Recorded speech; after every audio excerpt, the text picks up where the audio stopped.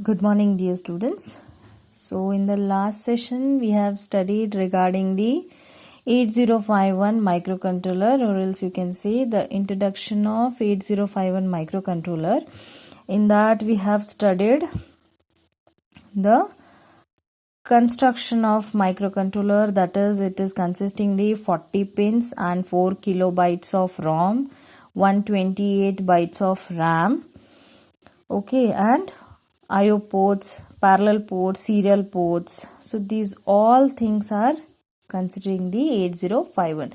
So based on this, we'll study the block diagram of 8051 microcontroller, or else you can say the architecture of 8051 microcontroller. So as we know, in the first session, we have studied regarding the CPU. So we know the CPU will consisting the RAM, ROM, timers, IO ports, serial ports. So CPU is the main components in the microcontroller.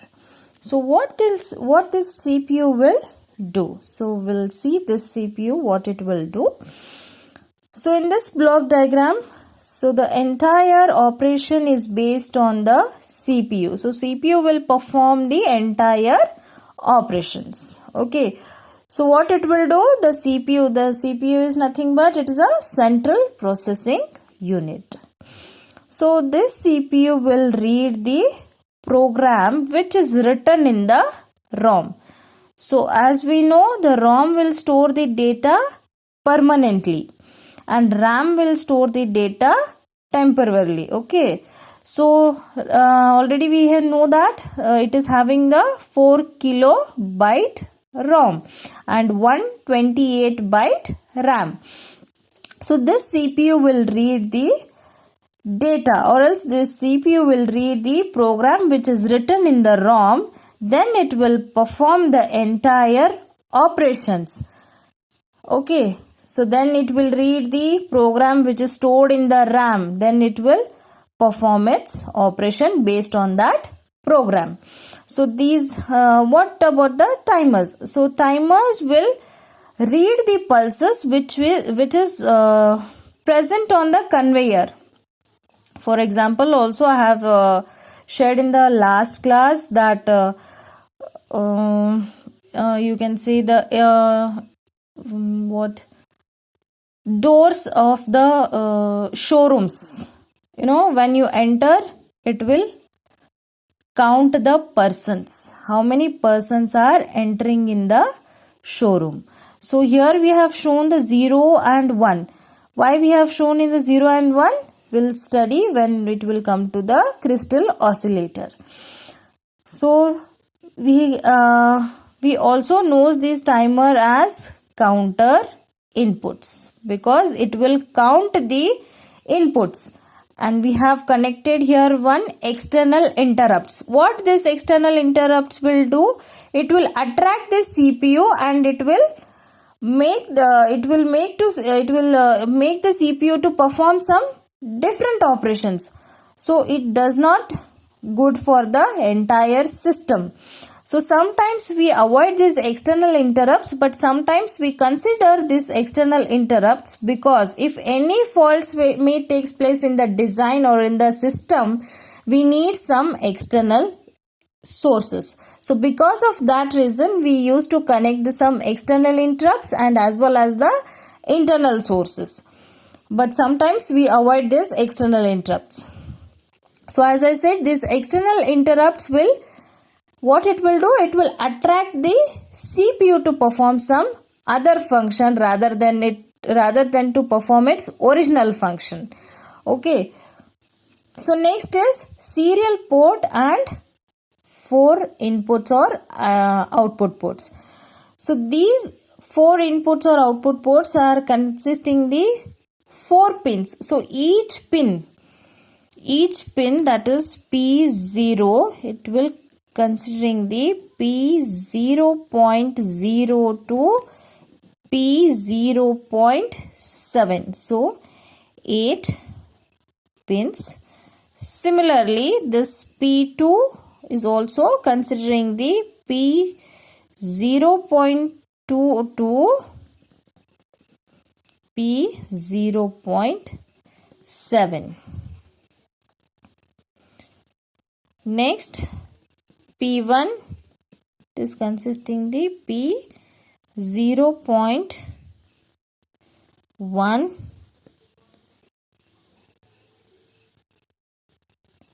All the pins are consisting the 0.0 to 0.P07. Totally 8 bit. P0.0 to P0.7. So 8 bit.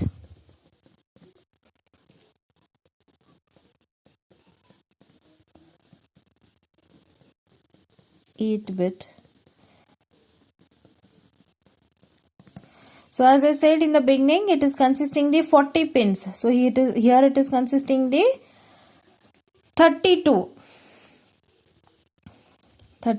pins. Each pin is consisting the 8 bit, but I have shown this arrow mark like this, and in the serial port the arrow mark is totally different than the IO ports. Why this is like this? Because the IO ports which is connected in the parallelly, it will send and it will receive the signals or else pulses at a time rather than the serial port. What the serial port is doing, it will sending the one signals through the TXD pin and it is receiving the one signals through the RXD pins. So the speed is totally different here. You can see the speed of the serial port and the 4 IO ports. The speed is serial port is having a high speed, but it receives only one signal at a time, but the 4 IO ports will receive the signals simultaneously, continuously. It will send the signals, it will receive the signals simultaneously, but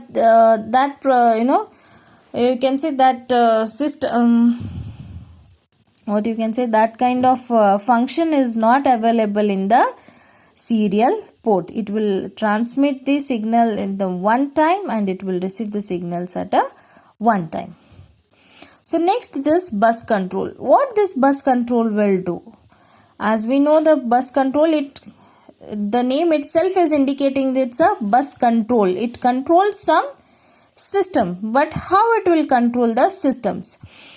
As we have connected the external signals, that's external interrupts. So as we know, the external interrupts will attract the CPU and it will make the CPU to perform some different kind of operation. So while performing the different kind of operation, it should not harm the system. So because of that reason, we have connected the bus control.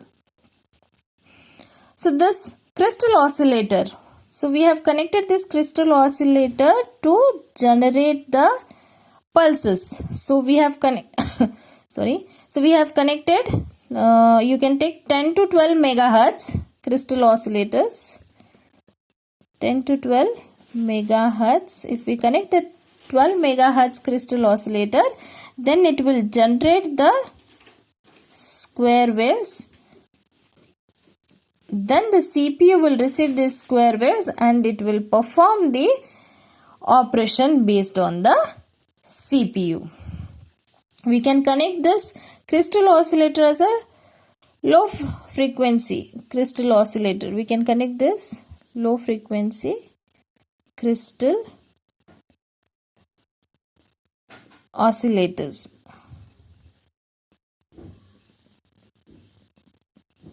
So we can connect the low frequency crystal oscillator. So based on our requirement, we can connect the crystal oscillators. Then the CPU will receive the square waves. It will generate the pulses in the square wave form and then it will perform the entire operations. So what we have studied in this block diagram, first the CPU will consisting the RAM, ROM, timer, serial ports, IO ports. Correct? Then what this CPU will do? It will read the program which is written in the ROM, and ROM will store the program permanently and RAM will store the program temporarily. And ROM is having the 4 kilobyte storage and RAM is having the 128 bytes. Okay, so next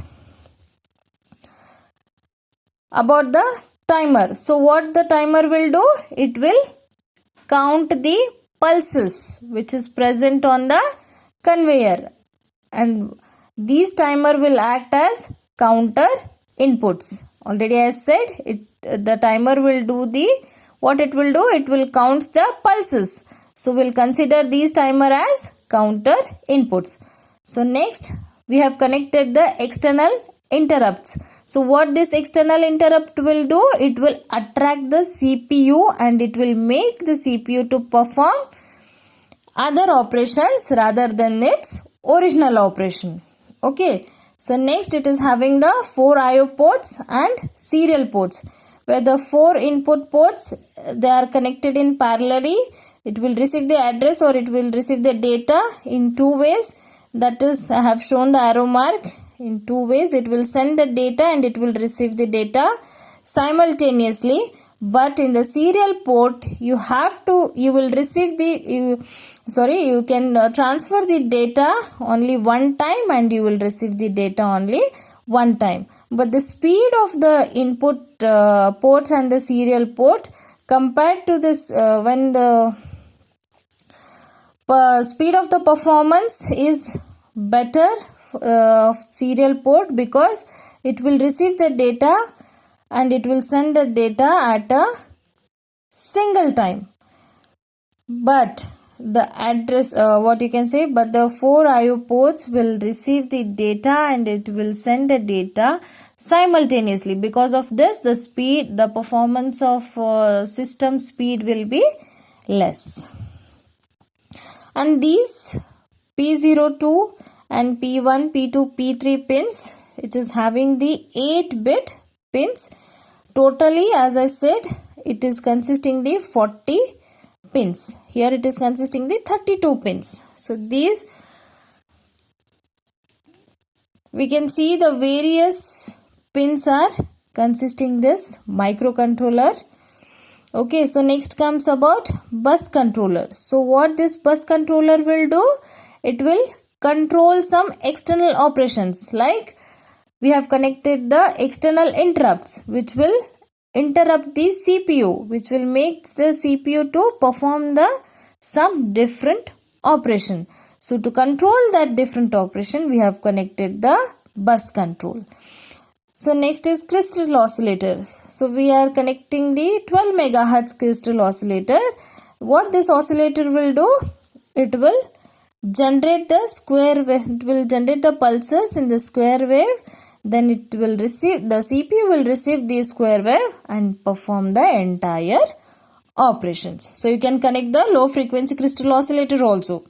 So based on your requirements, based on our requirements, we can connect the crystal oscillators. Okay. So for this address and data, we can connect the analog to digital converter, digital to analog converters, or else keyboards. We can connect LEDs. We can connect these kind of converters to this pins. So in the next session, we'll study the next part. Thank you.